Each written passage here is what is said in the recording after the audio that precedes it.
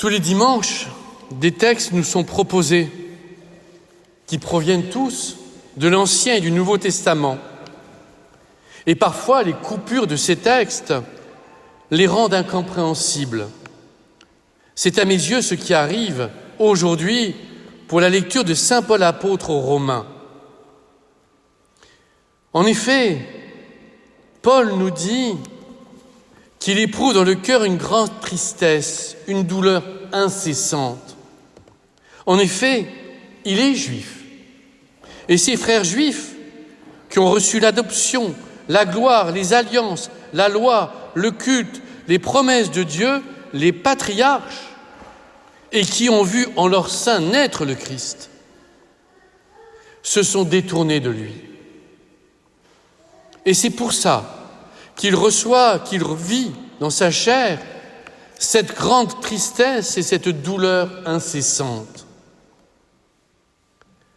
En lisant ce texte cette semaine, je n'ai pu m'empêcher de penser au pape François, seul, sur la place Saint-Pierre, durant les fêtes de Pâques de cette année.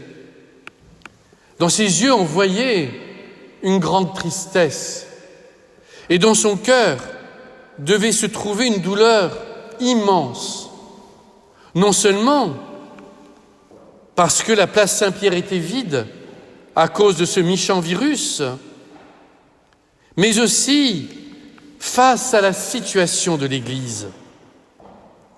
Depuis 2000 ans, tous les dimanches, tous les jours, sauf pendant ces 3 mois de confinement, la parole de Dieu est proclamée. Nous sommes invités à vivre l'unité. Or, aujourd'hui, l'Église est divisée. Et les débats, à mes yeux, dans l'Église, ne sont pas à la hauteur de l'enjeu. En effet, nous discutons sur le pouvoir des hommes, le pouvoir des femmes, sur la répartition des charges. Bref, nous parlons boutique, structure. Or, il nous faudrait nous attacher au fond. Les hommes et les femmes de notre époque ressentent au plus profond de leur cœur un manque terrible, un manque d'horizon, un manque de transcendance.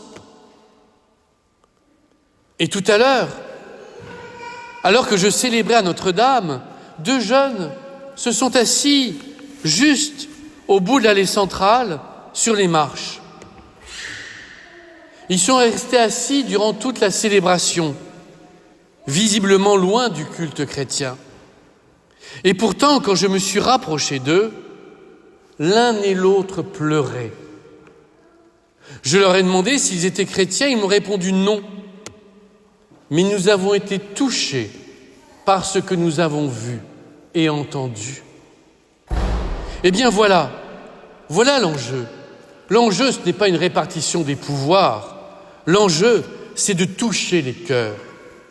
Mais pour toucher les cœurs, il faut que nous, pratiquants, nous soyons connectés au Seigneur. Et c'est pourquoi le premier livre des rois et l'évangile de saint Matthieu nous donnent une piste que nous ne pouvons pas ignorer. Le prophète Élie est monté à la montagne de Dieu. Il entra dans une caverne. Le Christ, de son côté, gravit la montagne et se mit à l'écart pour prier. Combien de fois est-ce que cette semaine, nous nous sommes mis à l'écart pour prier? Combien de fois est-ce que nous sommes rentrés dans la caverne de notre cœur pour y parler avec le Seigneur? Combien de fois avons-nous pris ces espaces de respiration pour être près de Dieu? Ces espaces de respiration ne sont pas optionnels, ils sont fondamentaux. Et dans une caverne ou sur la montagne, on garde le silence. Le silence n'est pas optionnel dans la vie spirituelle.